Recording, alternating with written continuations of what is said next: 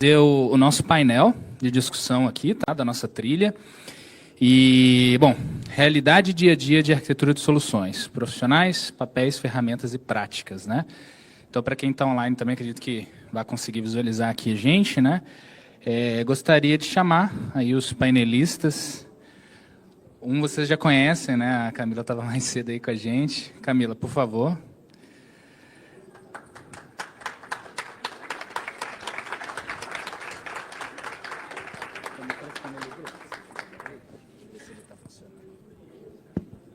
Legal. Camila, assim, vamos aproveitar já que você já subiu, se apresentar, pessoal. Eu sei que você já apresentou antes, né? Mas, porventura, caso alguém tenha perdido. Chegada agora, né? Exato. Bom, eu sou a Camila, eu trabalho com arquitetura de software desde 2014 na Vetex. Tenho minha própria consultoria, sou publicitária de formação, mas comecei como designer e aí fui entrando, assim, caindo de paraquedas como gestora de produtos e aqui eu estou. Show. Bom, vamos lá. Agora o nosso segundo painelista aí, queria chamar o meu xará, Danilo.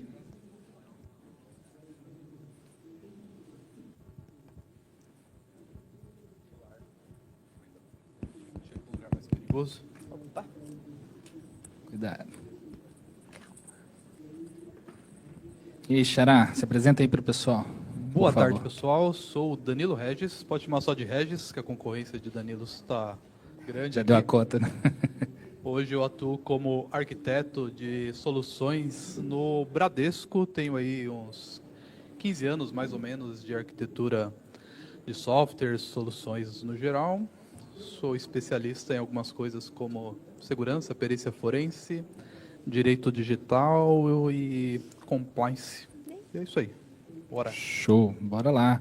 E para fechar, queria chamar aqui parceiro aí do dia a dia na empresa que eu trabalho também, o Igor. Vem cá, Igor.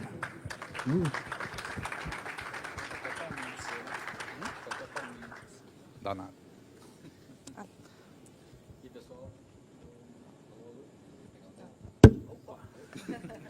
Tchim. Boa tarde, prazerão. Meu nome é Igor Guimarães, eu sou arquiteto de soluções na Sensidia. Eu trabalho mais voltado para essa área de arquitetura de integrações corporativas e estou no mercado desde 2010, né, nessa atuação. Até então era programador e aí veio toda essa leva, né, de necessidade de estruturação de sistemas, a gente trabalhava com framework e aí começou essa jornada de arquitetura. Eu peguei esse início da cloud, então deu para explorar bastante cenários aí em relação a esse contexto. Legal. Bom, então assim, aí pessoal, aquele esquema, tá? Sinta-se super à vontade, daí o Rafa e o Michel estão aí, caso vocês queiram perguntar, podem levantar a mão, o pessoal que está online também só ir mandando, tá? Mas para a gente começar aqui, para esquentar um pouco, né, já trazendo algo de certa forma polêmico, mas é relativo, né? Queria que vocês trouxessem a visão de vocês quando a gente vai definir os diferentes tipos de arquitetos e papéis, né? Se a gente for falar de cada um que a gente vê no dia a dia, talvez não dê tempo, né? Mas assim, de forma geral. Quando a gente fala... Alô? Oi. Ah, voltou. Tá desligando. Quando a gente fala dos arquitetos, né? Quais vocês veem, assim, geralmente, né, como os principais tipos e suas funções e responsabilidades? Aí sintam-se à vontade aí para começar. À vontade. Os tipos, funções e responsabilidades. Olha, eu acho que por responsabilidade, eu acho que, como eu estava falando de manhã, a gente tem que entender muito do negócio da empresa e também da tecnologia para fazer essa ponte. Então, eu sinto muito que é nossa responsabilidade fazer uma arquitetura bem feita, que vá de encontro ao business plan, que permita a empresa escalar sem fazer puxadinho, sem aquele emaranhado, aquele código macarrônico que a gente sabe que sempre dá problema.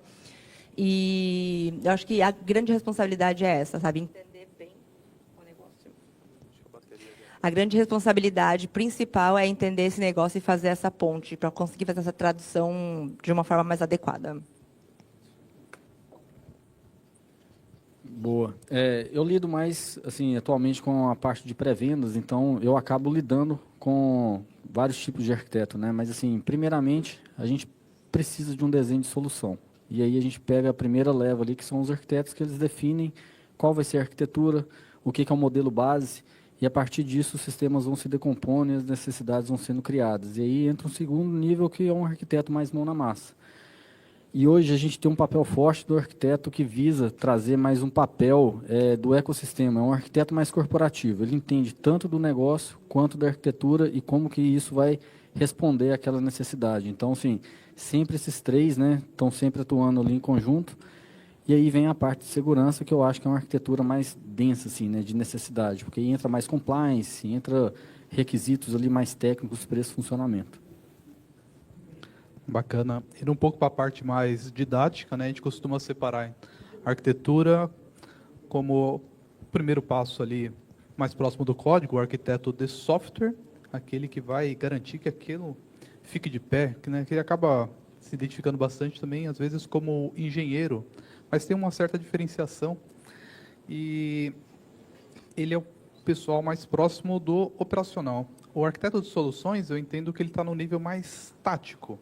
Ele vai dialogar com o nível estratégico e vai dialogar com o nível operacional, enquanto que o arquiteto corporativo vai estar num patamar ali mais elevado, olhando como um todo a empresa, né? Tanto negócios, tecnologia, infraestrutura, dados, e às vezes surgem com cenários em que brotam os arquitetos diferentes, né? Como o arquiteto de dados ou o arquiteto de negócios.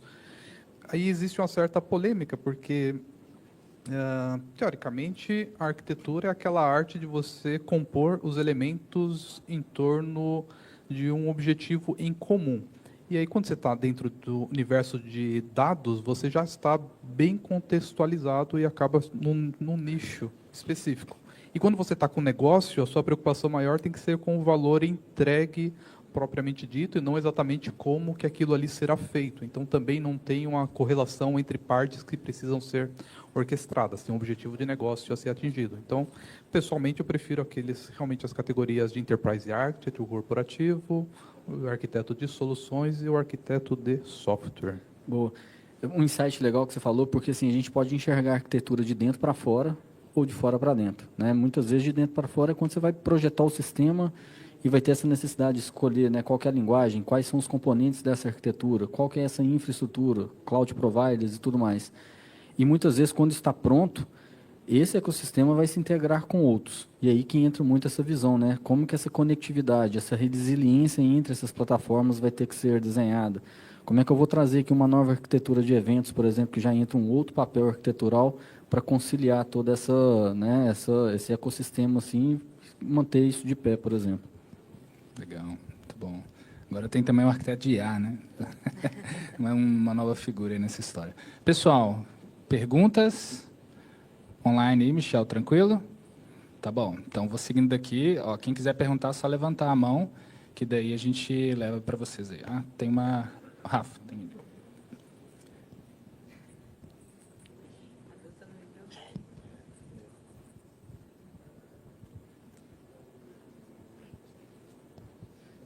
Boa tarde.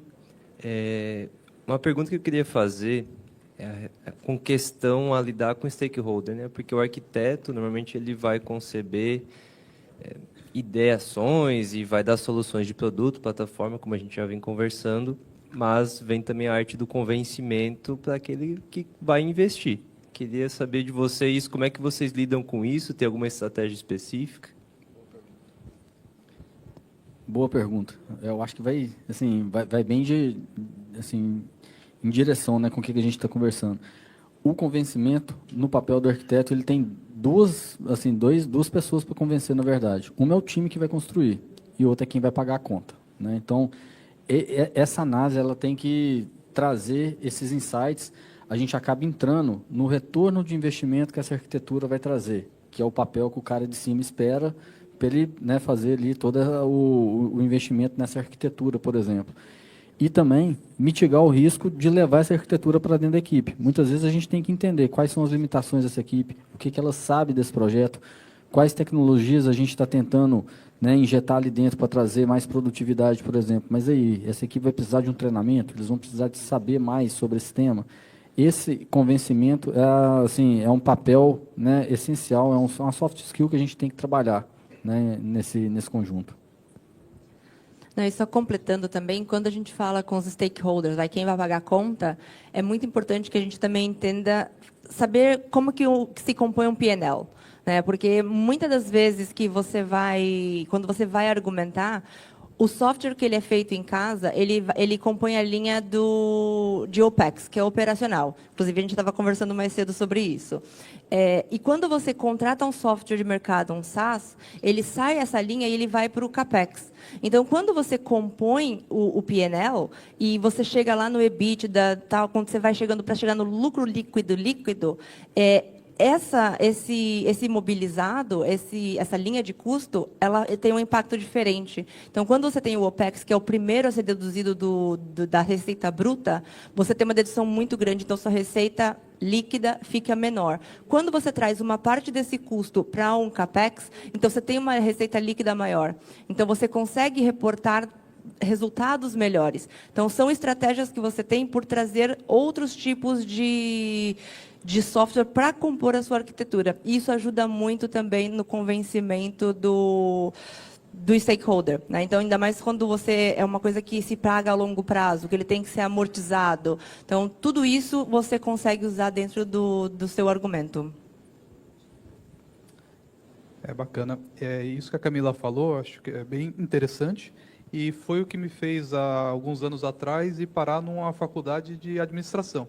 Eu fiz MBA em gestão de empresas na FGV. E por que eu fiz isso?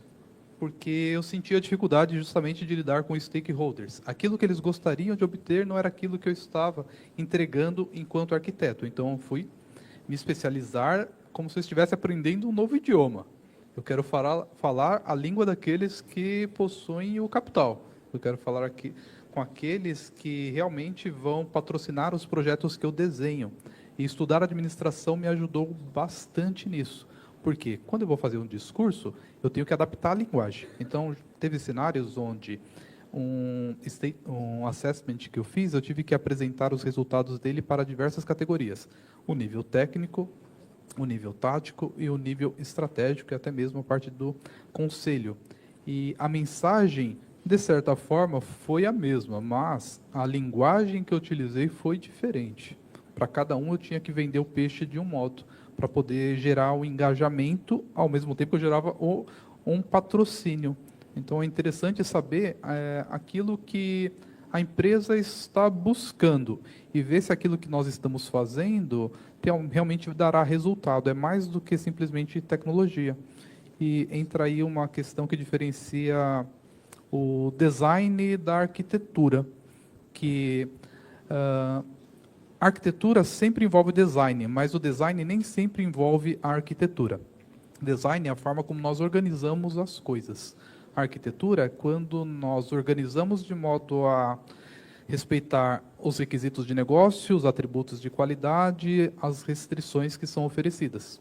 Então, quando a gente alinha isso com aquilo que nós estamos entregando, nós vamos ter um resultado.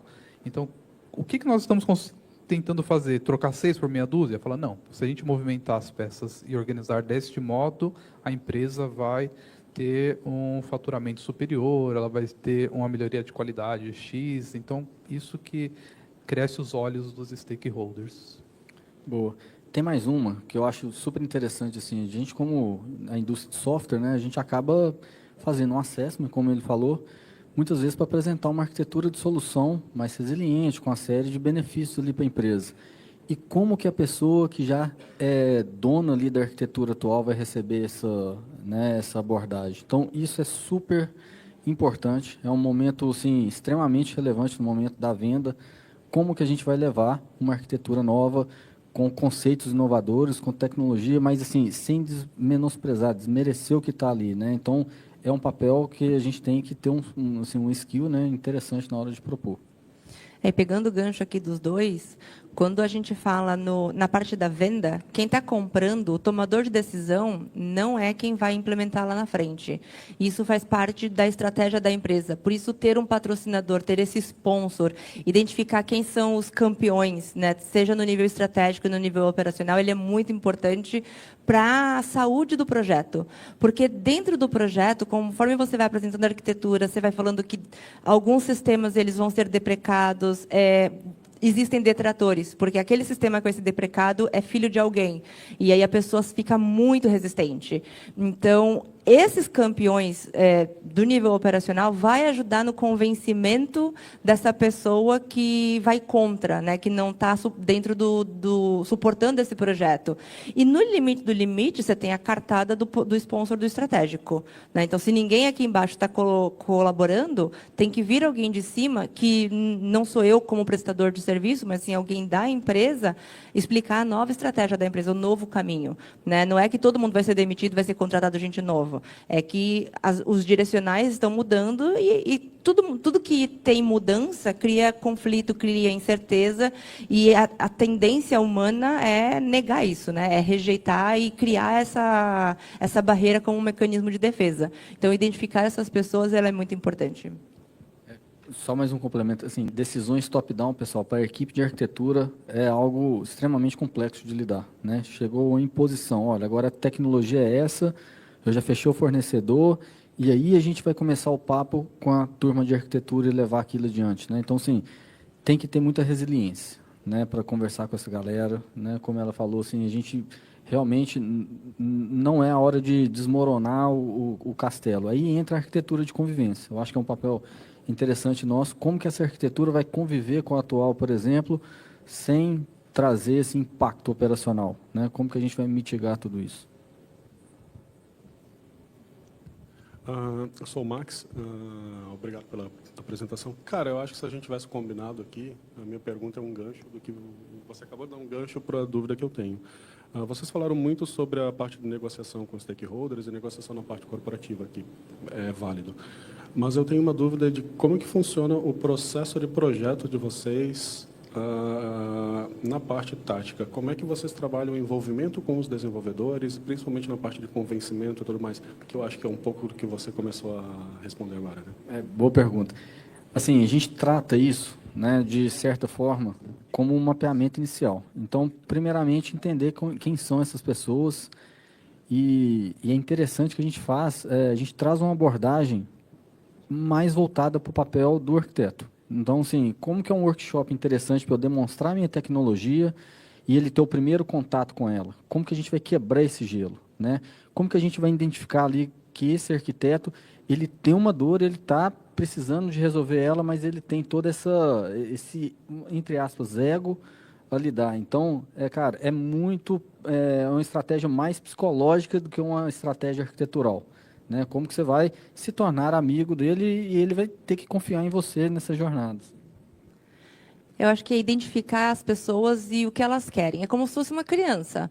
Né? Então, tem criança que quer um patins de Natal e tem criança que quer ir acampar. Então, tem programadores que gostam das APIs, que gostam de testar lá com o Postman. Então, quando você vai falar com eles, você traz essa abordagem mais prática.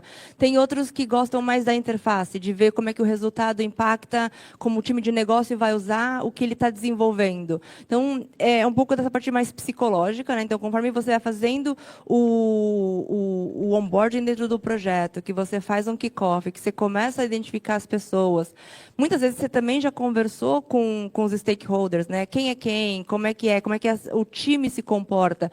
Muitas vezes o stakeholder também traz alguém, olha, pessoa é assim, pessoa é assado. Então, você já vai e você vai se moldando. Você tem que ser meio que água. Você tem que ir entrando ali no meio das pedras e tentando falar o que cada um quer ouvir. Né? Porque aí essa pessoa se apaixona por um pedacinho pequenininho do teu produto, mas ela vira uma promotora da tua empresa.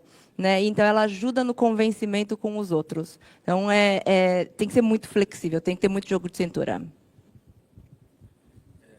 Eu já tive a experiência de ter que apresentar um assessment de uma grande solução que tinha diversos gaps ali, e eu estava depois apresentando esses gaps para pessoas que participaram da construção daquilo por mais de 10 anos. Então foi um pisar ali de ovos bem interessante. Mas o que eu fui tentando fazer foi, durante o assessment, durante o levantamento, ir envolvendo as pessoas chaves para trazer elas para o meu lado, tentando entender que aquilo que construiu a empresa e que levou ela até aquele patamar tem todo o mérito, que aqueles que participaram tomaram as melhores decisões diante daquela situação em que eles estavam, mas que não necessariamente a forma como estava naquele momento garantiria mais 10 anos de vida.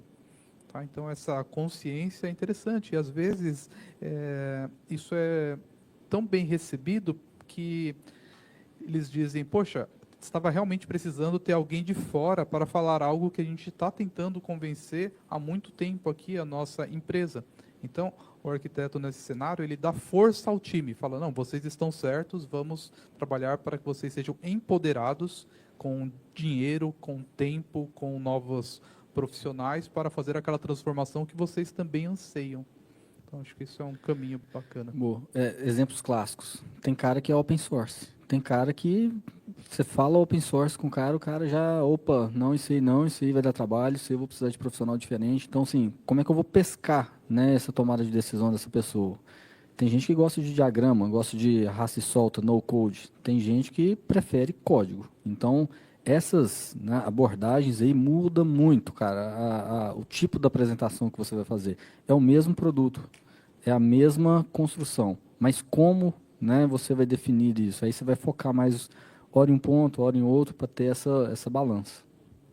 Legal. Só contribuindo um pouquinho também, né? Eu acho que quando a gente fala de arquitetos, geralmente são figuras também que costumam ser referências, né? Então, são líderes também, né? No sentido mais técnico.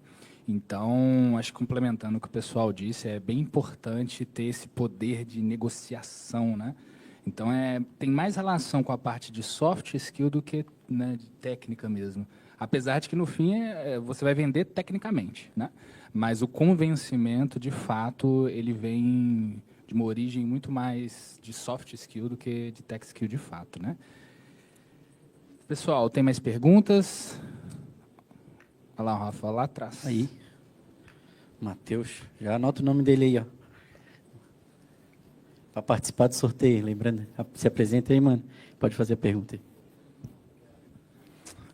Eu sou o Matheus eu vejo que a gente pensa muito na arquitetura de projeto, muito na hora de criar. Mas a minha pergunta é mais em referente a um projeto que já está em andamento e a gente vê a necessidade de revisar toda a arquitetura que já existe e pensar em remodelar essa arquitetura. Existe alguma forma de a gente olhar por esse caminho, se a gente faz de uma forma modular ou a gente só revisa tudo? Enfim, a minha dúvida é mais em um projeto que já está rolando. Olha, qual que é o motivador? Por quê? Eu acho que assim, a gente está numa linha de raciocínio. Um produto é diferente de um projeto, né? Um produto ele tem um ciclo de vida ali, que ele tem versionamentos, ele tem que se preocupar com isso. E aí o papel do arquiteto ele já está olhando o futuro para aguardar algo. A gente acabou de ter, né, o lançamento aí do MCP Partner, por exemplo, né? Então, os arquitetos que já estavam com as APIs criadas, que já tinham um contexto, já tinha toda a base, já estavam mais preparados para essa tecnologia, que é diferente de você ter um projeto que está funcionando e você ter algumas demandas, por exemplo. Então, o motivador é a base de tudo. Eu acho que é uma tomada de decisão assim, eu preciso trazer agora uma arquitetura moderna para o meu software porque eu preciso. Isso não é algo que você consegue aprovar facilmente, por exemplo, no nível superior. Então, entra muito nessa necessidade, sabe? Acho que é muito boa a pergunta. E, assim, inclusive, a gente tem a palestra do Najib 4:30, que ele vai falar de arquiteturas evolutivas, que é um conceito que a gente tem dentro de arquitetura, que é Evolutionary Architecture, que é como a gente consegue manter, adaptar e evoluir uma arquitetura já existente, né? Mas até casando com a pergunta que o Matheus fez, e assim, já aproveitando, queria que também vocês trouxessem um pouco de casos aí de uso mesmo, casos reais aí que aconteceram com vocês. Pode ser, a Camila trouxe mais cedo um caso de insucesso, né? Então, assim, de insucesso é sempre melhor para a gente ouvir, né? Porque geralmente a gente só vê o caminho feliz, né? Então, queria ouvir um pouco aí de vocês, casando também com a pergunta do Matheus de evolução de arquitetura e tudo mais. Algum case aí que vocês passaram, um projeto que vocês atuaram, que, enfim, pode ter sido ou não de sucesso. Eu tenho um case que tem tudo a ver aí, eu acho que o Matheus vai curtir o exemplo, que é... Tenta acompanhar o raciocínio e a lógica, porque vai ser interessante. Eu fui para uma empresa para fazer um assessment, um apoio, e era um cenário interessante. Uma empresa que tinha ali uns 20 anos de casa, e imaginem que naquela época eles fizeram um sistema core ali no mainframe, e bacana, várias regras de negócio ali dentro, sistemas voltados a PDVs, a pontos de venda, presentes no Brasil inteiro.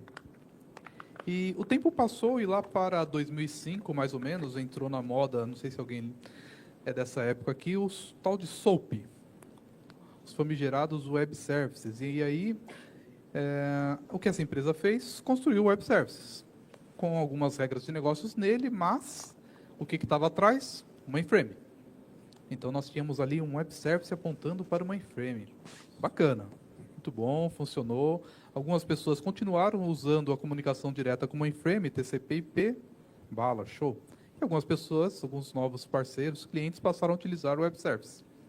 Mais um tempo passou, ali uns 10 anos, e o que entrou para substituir o SOAP? As APIs, os RESTs. Legal, vamos entrar na onda das APIs. Então, o que foi feito? Uma API. O que a API chamava? O Web Service. O que o Web Service chamava? O mainframe. Bacana. E aí ficou dessa forma. E, poxa, precisamos evoluir aquilo que é novo. Vamos evoluir aqui a API. Então, regras de negócio nova, vai para API. Mas e o que não consegui abranger aqui? E às vezes está no Web Service. Pô, mas e aquele que é o legado lá atrás? Não, aí as regras estão no mainframe. Bacana, e aí funcionou. Parte da regra ficou no API, parte no Web Service, parte no mainframe. E aí alguém um dia concluiu que era importante começar um projeto de estrangulamento e que as novas regras deveriam sempre estar ali apartadas nas APIs. E como que a API parece que virou um sinônimo, algo que não é sinônimo. API virou sinônimo de microserviço. E microserviços granulares. Então, um web service vira 5, 10 APIs meio anêmicas ali, com pouquíssimas coisas, uma dependendo da outra. Você tinha uma API A que chamava B, que chamava A, que chamava web service, que chamava mainframe. E algumas regras foram parar ali. E aí, no estrangulamento do mainframe, alguém falou, poxa, e se alguém chamar direto o mainframe e essa regra nova estiver na API? O que aconteceu? Altera-se o mainframe para chamar a API. Então, quando a gente foi diagramar, a gente tinha um API que chamava o Web Service, que chamava o mainframe, que chamava o API. E, às vezes, era a mesma que deu a origem na chamada. E aí, nós estávamos com um caos instalado, né? Nós tínhamos um cenário onde tínhamos 3 interfaces diferentes, com clientes utilizando as 3. E aí, precisávamos fazer o quê? Poxa, vamos fazer uma quarta, né? Vamos ter que fazer uma barreira ali na frente. E ali a gente esbarrou com uma questão que todo aquele cenário foi construído ao longo de 20 anos e estava estável. Funcionava, mas funcionava de uma forma interessante, que o mainframe era o mais estável de todos. O web service era o segundo mais estável e a API às vezes dava uma travadinha. E tinha cliente que acompanhou durante toda essa jornada de forma que ele tinha sistemas que utilizavam a API. Mas quando ela falhava, ele chamava o mainframe. Ou seja, um cenário bem interessante. E foi muito difícil a gente convencer toda uma organização de que aquilo ali precisava chegar a um fim.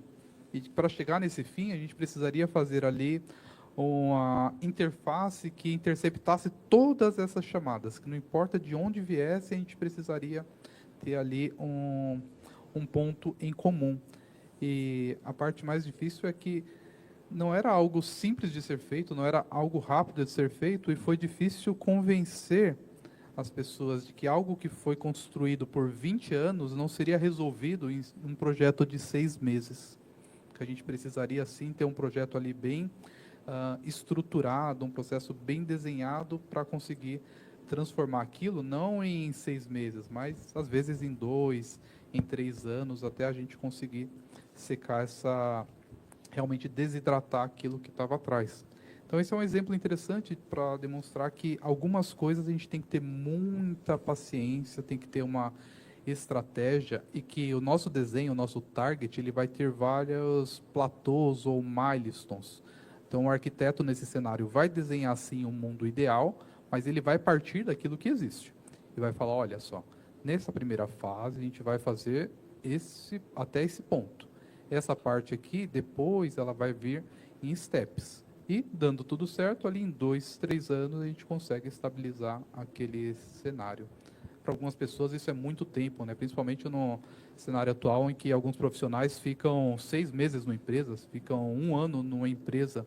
Você abraçar e fazer uma arquitetura evolutiva que abrange 3 anos de projeto é um desafio, mas é que precisa, né? A gente precisa ter esse plano bem delineado. Ô Danilo, duas coisas. Temos uma pergunta online, mas eu quero fazer um comentário sobre o que tu falou. Precisa amadurecer o software, né? Então, o tempo é o que vai resolver, né? E um comentário que tu comentou que eu achei muito interessante, que o mainframe era o mais estável, que em tese é uma tecnologia bem, entre aspas, defasada, e o teu mais instável, que falhava eventualmente, mas ainda assim então mais instável em comparação às APIs, que em tese a tua abordagem arquitetural mais, vamos dizer assim, atual e mais moderna, né? E eu acho que nessa trilha isso é muito importante dizer que é o quê? A gente está na maturidade, que a gente tem que entender que não é a tecnologia, sim a solução que vai ditar as regras, né? Acho que esse teu exemplo deixa muito claro isso, onde não é a tecnologia que traz realmente estabilidade para o sistema em si, né? Mas quando a coisa é bem feita, né? Acho que esse é o principal, vamos dizer assim, é uma das leituras do que tu comentou, né? Sim, e o modismo é um dos principais inimigos, né? A alta granularidade das aplicações Sim. foi algo que foi o calcanhar de Aquiles para as APIs serem instáveis. Você dividir porque, sei lá por quê, eram uns critérios aleatórios, né? Tanto que foi necessário escrever orientações para quando devemos separar uma aplicação em duas. O que é monolith first, do Martin Fowler? E a gente entra nisso.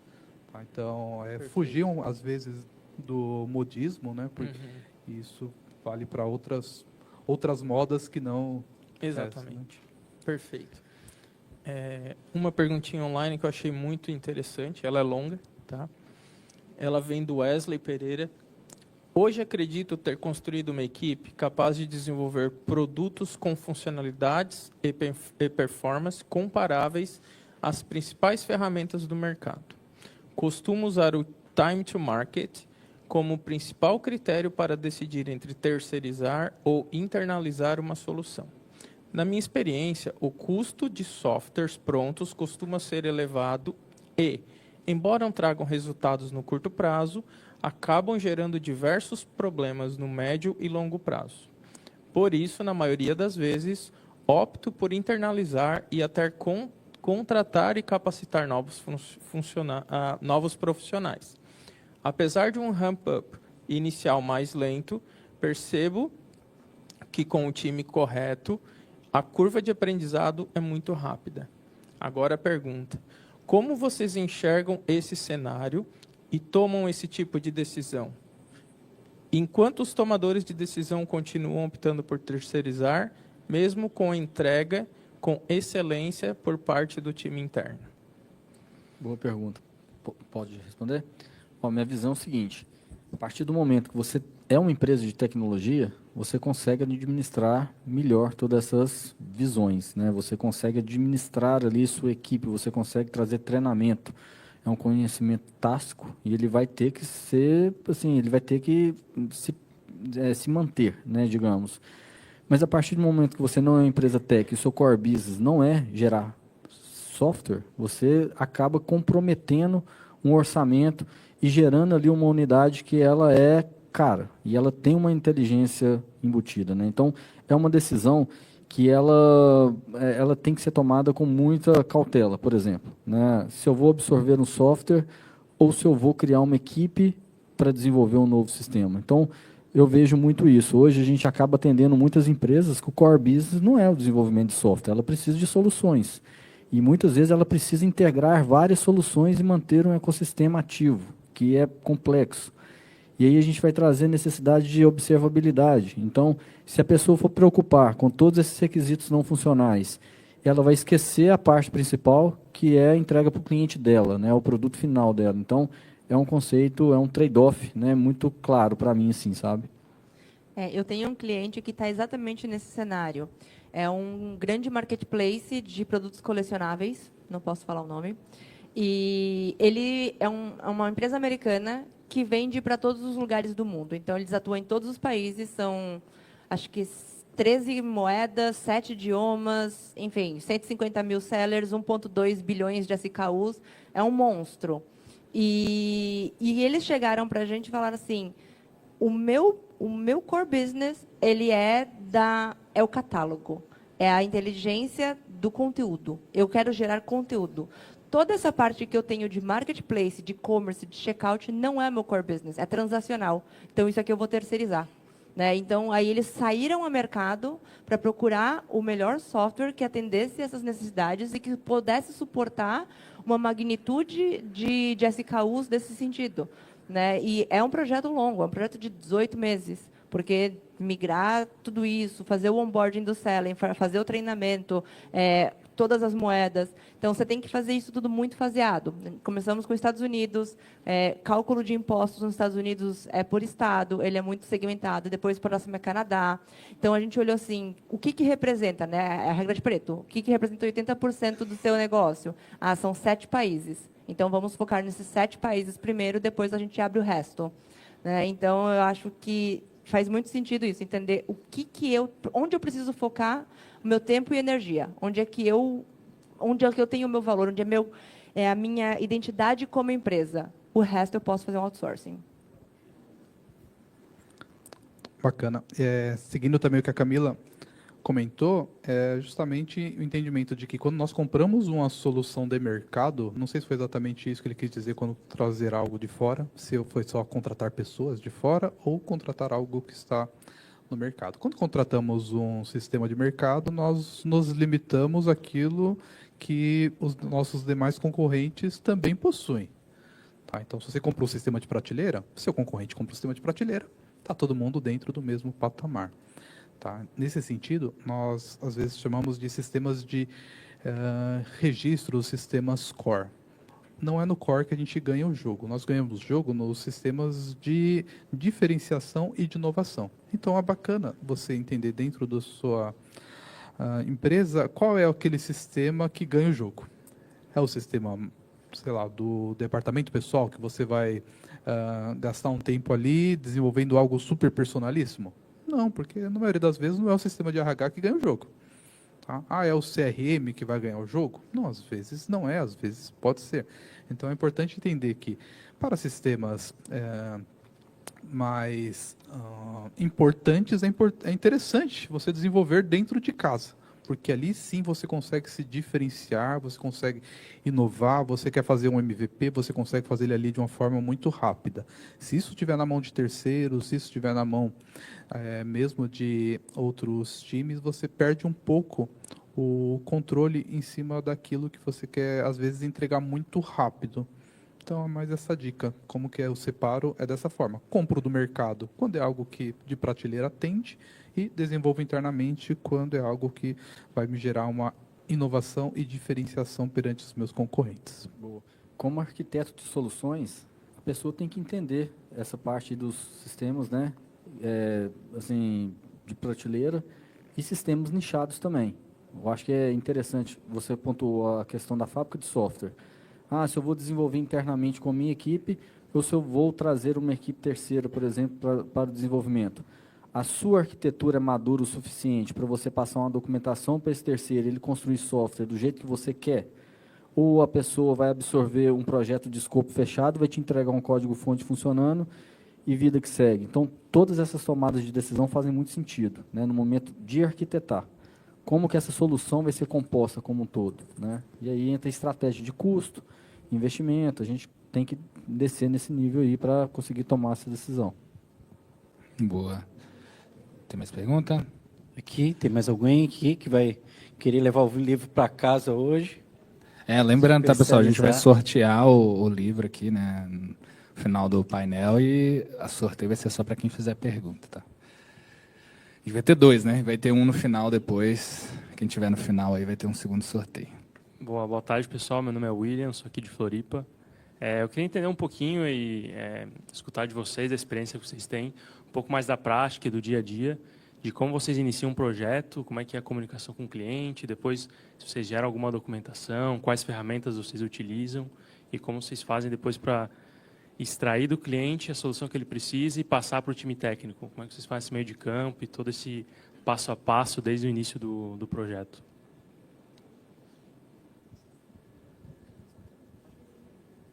Boa pergunta. Vamos lá. O projeto, você vai ter que vendê-lo, né? Então, primeiro momento é entender essa dor de negócio, conseguir trazer essa visão de como que esse problema vai ser resolvido, para aí a arquitetura começar a ser pensada, né? E aí você vai desenhar todo esse contexto, vão vir etapas de aprovação, você vai ter que discutir isso com vários times, né? Envolver governança, envolver segurança, até você chegar num plano inicial desse projeto. Esse projeto vai ser ali a base. E aí, na Sensid, por exemplo, que a gente tem toda essa visão de venda/construção, tem que ser feito um repasse para quem vai de fato construir, que aí entra a engenharia né, dessa construção. Existem momentos que a gente tem que parar e fazer toda uma conciliação dessa demanda versus essa entrega. Entra prazo, entra escopo, entra risco, né? Tudo isso tem que ser medido, tem que ser ponderado e, de certa forma, tem que ser alinhado, né, a níveis de faturamento, como que isso vai se decompor ali até o resultado final, que é quando esse software vá para a produção. E aí entra a etapa mais emocionante, né, que é quando a gente coloca isso rodando e começa a ter ali todo o feedback, e entram níveis de novas versões, por exemplo, o backlog começa a se retroalimentar. Como exemplo questionado na última pergunta, vai ser um projeto de 2 fases, onde a primeira fase vai ser construída, vai ser entregue, e daí para frente outra empresa vai tocar, por exemplo? Existe essa modalidade. Tudo isso, né, necessita de processo, cara. Então, nessa parte, a gente está falando do processo de desenvolvimento como um todo, né? Eu acho que é o ponto principal aí dessa jornada. O arquiteto, ele faz parte, ele conduz esse processo, apesar de que, né, ele tem várias responsabilidades ali, então ele é um cara multidimensional, ele vai ter todos esses skills aí necessários para garantir o sucesso da operação. Não é só um arquiteto, muitas vezes tem um arquiteto de solução que pega isso e desenha, tem um arquiteto de governança que vai ajudar a definir, né, esses pontos de falha, por exemplo, vai entrar o arquiteto de infraestrutura, operação RS, e aí começa toda uma jornada aí envolvendo várias pessoas e tudo mais. Eu acho que, assim, quando até a gente começa, acho que a Camila trouxe isso na palestra, né, que muitas vezes o cliente sabe o que ele quer, só que às vezes ele não sabe o que ele quer, ele nem sabe, né, o que pode acontecer ali. Então, a gente, como arquiteto, tem muito papel de levantar esses requisitos, né? Isso vai envolver, às vezes, entrevistas e agendas com diversas pessoas, diversos times. E a gente tem que consolidar isso tudo. Então, vamos dando um exemplo que eu outras vezes vão ser vários arquitetos. Então, a gente vai estar atuando, um arquiteto conversando com o time, falando de uma jornada, outro arquiteto conversando com o time, falando de outra jornada. E a gente tem que consolidar isso tudo para aí, sim, de fato, começar a desenhar, né, algum tipo de solução. Então, até antes de tudo, né, acho que o momento da conversa, assim, ela é bem importante e é uma prática bem utilizada, né? A gente precisa ouvir, né? Tem que ter uma escutativa para justamente entender de fato qual que é o problema, o que o cliente ele está querendo, né? E por muitas vezes, por mais que ele ache que ele saiba o que ele quer, às vezes não sabe. Então é essa sacada, né, de entender de fato ali o problema de negócio, né? e transformar isso tecnicamente que a gente faz. Então, esse diria que é um dos passos, assim, né? Só para Te dar um exemplo. Uma arquitetura de eventos, Kafka, né? Questionaram qual que seria o melhor modelo para a gente evoluir essa arquitetura e levar ela para um nível mais resiliente. A arquitetura não estava suportando ali a mensageria, né, demandada e o sistema em pleno vapor, crescimento e tudo mais. E entramos para avaliar a arquitetura Kafka, de eventos e tudo mais. E aí, nessas primeiras entrevistas, a gente já viu que o problema não era o Kafka. Como é que você vai levar isso para frente? Né? O pessoal já estava todo com a ideia comprada de aumentar a máquina Kafka, colocar mais resiliência, trazer mais nodes, fazer todo aquele aumento de arquitetura, mas o problema, de fato, era a aplicação que consumia e colocava mensagem nessa arquitetura. E aí você tem que desmontar tudo isso, né, rever todo esse plano e trazer um novo tema para a roda, trazer todas essas áreas de novo, e aí entra a negociação que a gente acabou falando aqui em cima dela. Né? Então, são cenários que a gente enfrenta diariamente, por exemplo. Né? Como que você vai pegar um projeto já andando, que já tem alguns pontos definidos, já foi vendida toda uma ideia de solução, mas você viu naquele momento que aquela ideia ali realmente precisa ser mais elaborada, precisa ser, né, mais bem definida, por exemplo. E aí entra toda essa visão aí. No meu caso, às vezes é um pouco mais simples. Eu trabalho muito com e-commerce, né? Então, geralmente, é uma migração de uma plataforma para outra. Só que quando a gente fala ali com o time comercial, que ele faz o handover para a gente, expectativas foram criadas. Né? E aí, a primeira coisa que você tem que fazer, antes de você sentar, você perguntou de ferramentas, você sentar num Miro, num Lucidchart, começar a fazer as coisas, você tem que entender, de fato, qual é a dor do negócio. Por que ele está saindo da plataforma anterior? A plataforma não atende, ela foi mal configurada, ela foi muito customizada e não é mais escalável, eles estão mudando, eles querem crescer, enfim, tem sempre um gatilho.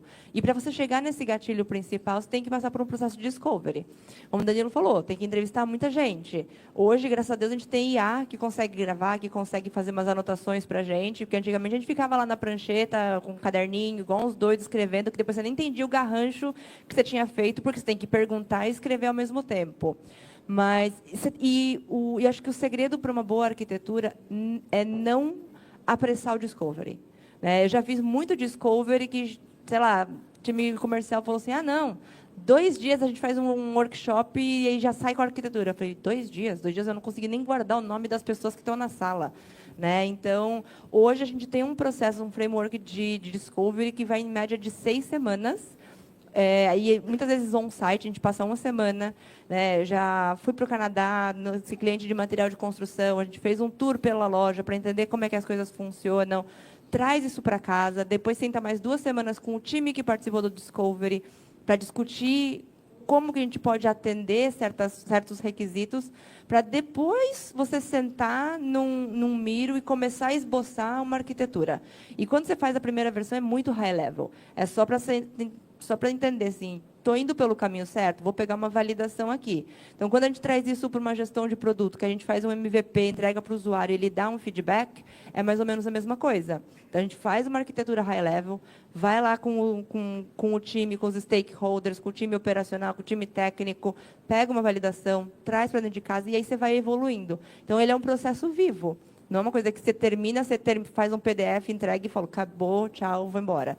Né? Então, eu acho que ele sempre vai evoluindo. E mesmo que você faça um discovery, de certa forma, longo, coisas aparecem no meio do caminho. Né? Então, pessoas novas, ou então a gente começa a entrar no código de alguma coisa e descobre que o pagamento não é X, é Y, tem um processador por trás daquele adquirente. Então, tem todo o negócio que você tem que sempre ir contornando e até, eventualmente, no momento, pivotar totalmente a arquitetura que você tinha projetado inicialmente. Né? Pode chegar num momento, já tive isso na minha vida, que você está lá em 3 meses de projeto, você fala, vai dar certo não. Né? Então, o melhor é, para tudo, alinha, pivota e começa de novo, do que tentar seguir até o final só para entregar, porque o cliente não vai estar feliz, o usuário não vai estar feliz, os KPIs não vão dizer, tipo, foi tudo muito ruim. Né? Então, é melhor a gente parar e pivotar. Então, tem todos os cenários que é sempre bom a gente pensar e falar, putz, vou por A ou vou pelo caminho B.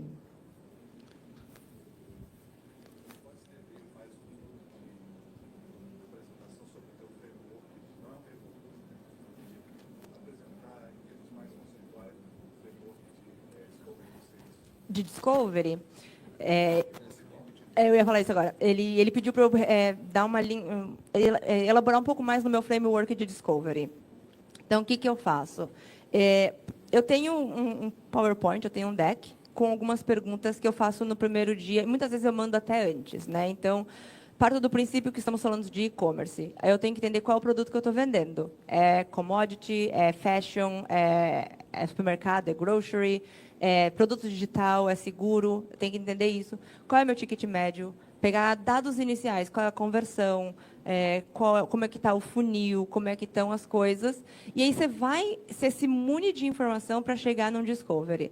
E aí você começa, e você tem que ter um representante de cada área, pelo menos na sala, né? E uma coisa que a gente também já aprendeu é que um dia inteiro ele é muito maçante. Então, quando chega ali depois do almoço, as pessoas já não estão mais funcionais. Então, a gente faz assim 2 horas de manhã, 2 horas no final do dia, ou faz 4 horas de manhã e não faz à tarde, ou faz só à tarde.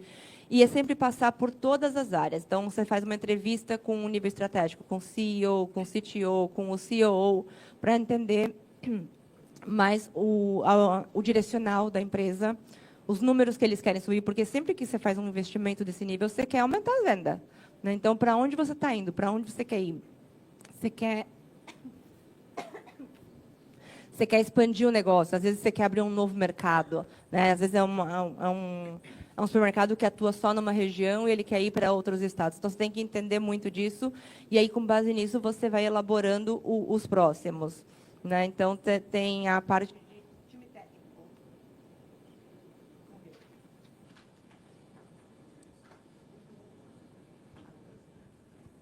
Oi. Então, assim, vai ser desenvolvido dentro de casa. Quais são os skills que você tem dentro de casa? Então, dentro da Discovery, ele é tudo.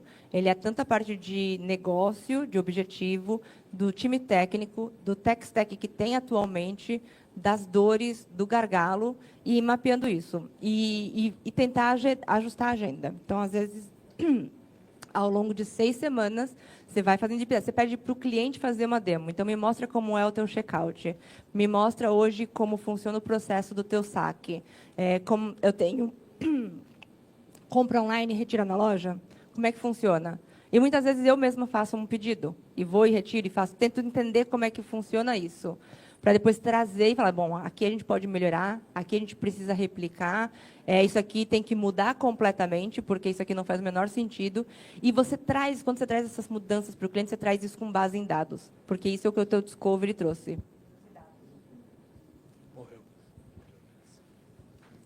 E não tem muito mais, é isso. Então, assim, o Discovery ele é mais focado em trazer as informações do as is, o dado e para onde ele quer ir, para poder conseguir facilitar a arquitetura no meio do caminho. Boa tarde, pessoal. Uma pergunta mais direcionada para o Danilo. Tu trabalha no Bradesco, então... que é uma empresa enorme, então deve ter muitos sistemas internos, produtos para fora, tu falou de mainframe, então deve ter projetos cascada, deve ter um pouco mistura com o Agile. Então, queria saber como vocês estruturam o time de arquitetos para lidar com esses projetos. Em que etapas? De início a fim? É só na parte da arquitetura, do desenho, e depois esse arquiteto vai para outro projeto que está em andamento? Queria entender um pouco disso. A pergunta é muito boa. Seu nome? Perdão? É Guilhermo, desculpa, Guilherme. Aqui de Floripa.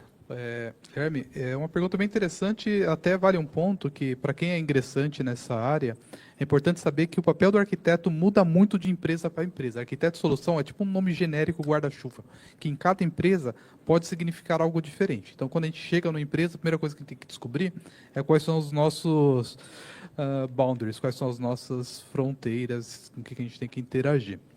Lá no Bradesco, como funciona? Nós somos incluídos desde a fase de discovery.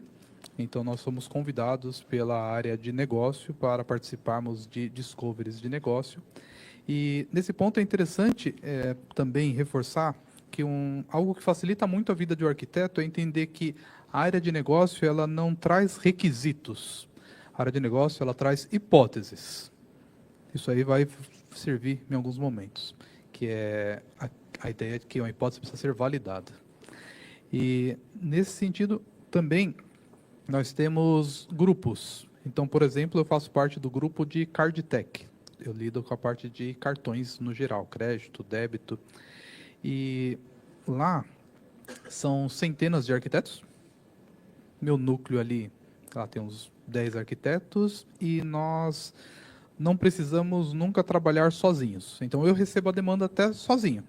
Mas, desde o começo, foi explicado que não precisa fazer sozinho. Eu posso ir fazendo e levando todos os dias ali para o meu núcleo primário. A gente vai, então, faz um desenho. Normalmente, a gente diagrama utilizando, por exemplo, um C4 ou alguma outra, um BPMN, alguma coisa nesse sentido, algum fluxo, alguma coisa simples, um caixograma, né, como as pessoas às vezes chamam. E uma vez que a gente discute aquilo ali internamente, nós temos os fóruns. Os fóruns, eles abrangem mais pessoas. Então, são dezenas de outros arquitetos. Então, nós temos a reunião de fórum, a gente coloca a pauta na agenda, a gente traz todos os arquitetos, a gente apresenta aquilo. Então, coloca numa sabatina. E aí é aquele momento que você tem que provar o seu valor.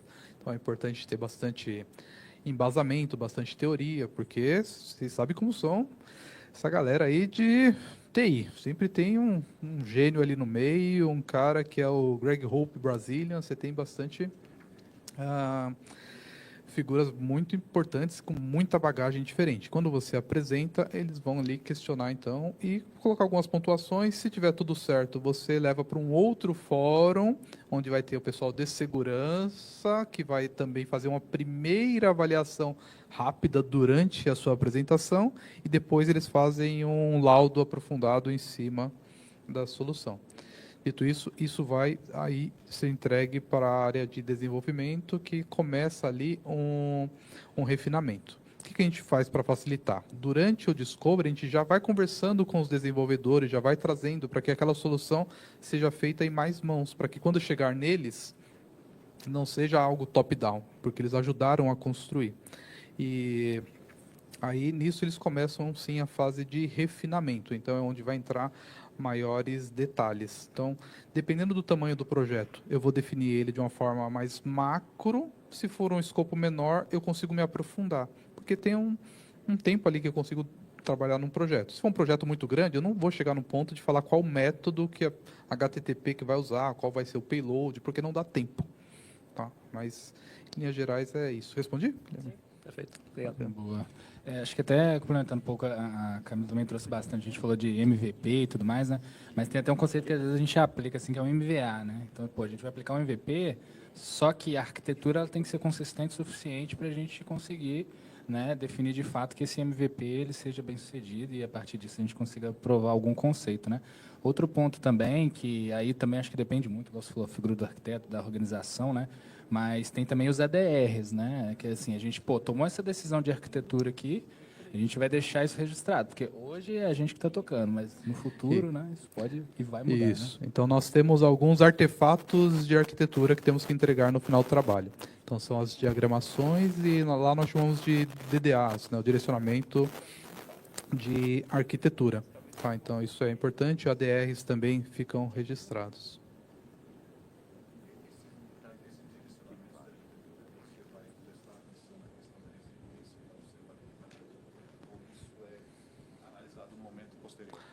Ele me perguntou se é no DDA que eu vou falar sobre resiliência e observabilidade. Não, não é. Porque, de certa forma, isso vai vir depois, né, num chamado playbook. É um documento que não sou nem eu, enquanto arquiteto, que elaboro. Provavelmente outros lugares podem ser. Lá no Bradesco, o documento ele vai ter ali os requisitos de negócio, os requisitos de qualidade, as restrições e as dívidas que a gente vai estar assumindo. Porque nosso direcionamento vai ser de acordo com os nossos requisitos e restrições. Então, tem uma restrição que isso aqui precisa, tem uma restrição de prazo, tem uma restrição de custo, restrição de tecnologia.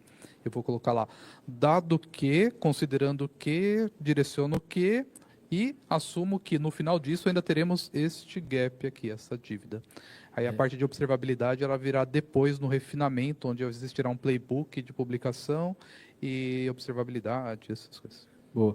Observabilidade, no nosso caso, a gente costuma entrar antes. observabilidade e resiliência. Por quê? São requisitos não funcionais que os próximos projetos que vão ser construídos com essa arquitetura, intrinsecamente tem que ter suporte à observabilidade. Então, quais são os artefatos dessa observabilidade?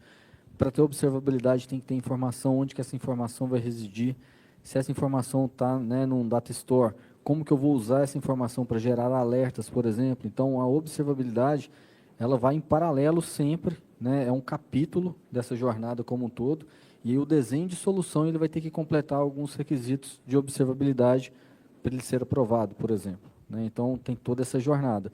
Tem um pré e o pós. Né? No pré, você pensa o que você precisa de observabilidade e no pós, como você vai construir seu software para suprir essa necessidade.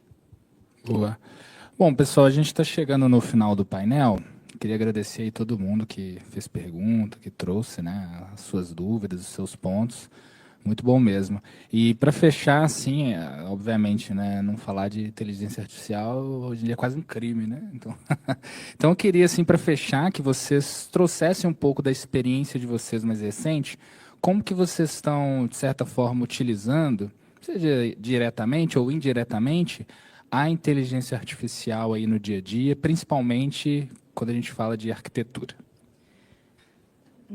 Bom, nós estamos tentando usar de todas as formas possíveis, né? Então, acho que em reuniões com atas, desde a parte mais básica, ajudar a escrever os blueprints, os guidelines, mas também a gente está desenvolvendo a nossa própria inteligência artificial para dar um suporte para o time de vendas, quando vender, o que vender, então ajudar a responder às RFPs e RFIs que os clientes mandam para a gente. Então, essa inteligência, a gente está treinando essa inteligência com essas respostas, porque hoje é uma dor que nós temos como empresa de que o time de vendas responde uma RFP, né? Então, para quem não sabe, é Request for Proposal, e responde com base no que ele entende, às vezes uma resposta subjetiva, uma resposta com meias palavras, e o cliente entende ao contrário. Então, quando a gente vai entregar, a gente fala, mas isso não é nativo. Mas eu entendi que era nativo, que era out of the box.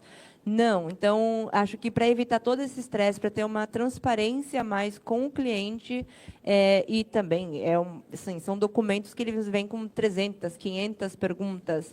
É maçante, é chato de responder, e são perguntas iguais de todas as outras. Então, a gente tenta fazer um copia e cola. É um tempo muito mal gasto. Né? Então, a gente está criando a nossa própria inteligência artificial para responder. Então, a gente faz o upload da planilha, a inteligência responde e a gente tem que só dar uma revisada no final. Eu costumo dizer que a arquitetura de software é aquilo que nós não encontrávamos no Stack Overflow.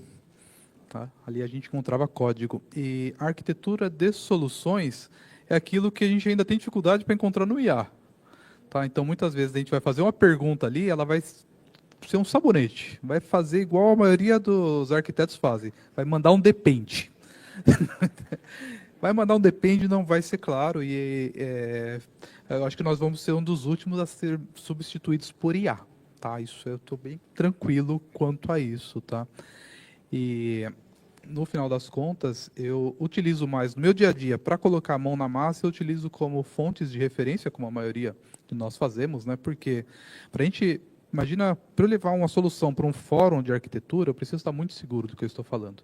Tá? Então, eu preciso ter um bom embasamento, eu preciso ter um bom conhecimento. Na minha mesa, eu tenho ali uns 40 livros de arquitetura, todos do Greg Hope, vários ali, trazendo muitas referências, mas, às vezes, eu quero uma referência rápida, porque no DDA, uma das coisas que eu coloco são arquiteturas de referência. Então, tem links ali para arquiteturas de referências do Bradesco, mas também tem para arquiteturas de referências do mercado. Então, eu quero fazer, por exemplo, uma arquitetura utilizando a Sync Request Reply, um partner bem interessante. Eu vou ali e vou colocar aquilo ali. Vou usar um Outbox, vou usar um Orchestration com tal tipo, um Command Dispatcher, isso tipo de coisa. Eu vou ali e falo, poxa, a referência, essa daqui é o que eu vou colocar. Isso, então, é o meu dia a dia de uso. Agora, a indicação de IA, até hoje eu sempre recorro aos especialistas de IA. Tá? Entro num projeto, preciso fazer reconhecimento óptico de determinadas coisas, preciso fazer uma sugestão baseado numa informação que eu tenho. Aí eu incluo sempre pessoas de outros departamentos mais especializados. Boa. Hoje, quem não usa IA, realmente, como ela falou, está gastando mau tempo, né? Eu acho que, justamente nesse ponto, a gente tenta acelerar de toda forma, né, o trabalho diário com inteligência artificial. E a Sensidia, como ela oferece uma plataforma, ela tem que se preocupar em como ela vai trazer IA para dentro da plataforma para posicionar os arquitetos que utilizam essa plataforma no mercado. E aí é diferente, né? Quando a gente fala de IA para o dia a dia, a gente pensa em produtividade. Quando a gente pensa em trazer IA para dentro de uma ferramenta, e essa vai servir de suporte para tracionar ali novos negócios ou trazer, né, uma margem melhor para o uso, aí você tem de ir muito na necessidade e como que essa necessidade vai casar ali com aquela dependência da IA. Então, muitas vezes, quem aqui já teve um projeto de IA? Aí eu vou fazer a pergunta dessa vez, né? E aí, assim, qual desses projetos de IA realmente entraram em produção e deram sequência e estão ativos, por exemplo, que seria a segunda pergunta?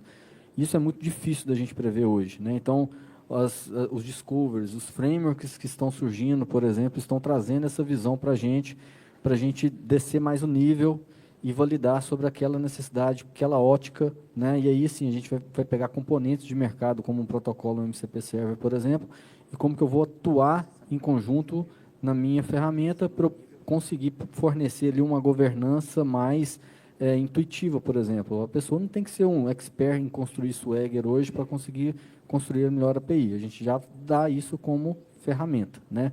Por trás a IA atuando para acelerar todo esse desenvolvimento. Muito bom. Bom, então é isso, pessoal. A gente está finalizando aqui o nosso painel, mais uma vez reforçando, agradecer a presença de todo mundo que comentou e, obviamente, agradecer a presença de vocês aqui por estarem compartilhando um pouco da vivência, da experiência de vocês, tá? A gente vai fazer uma pausa agora, daí a gente tem agora um tempinho para vocês visitarem um pouco dos stands, né, fazer um network aí, e a gente volta às 15h45, daqui a 25 minutos, tá bom? Então, mais uma vez, obrigado aí pela presença. Daqui a pouco a gente está de volta. Valeu!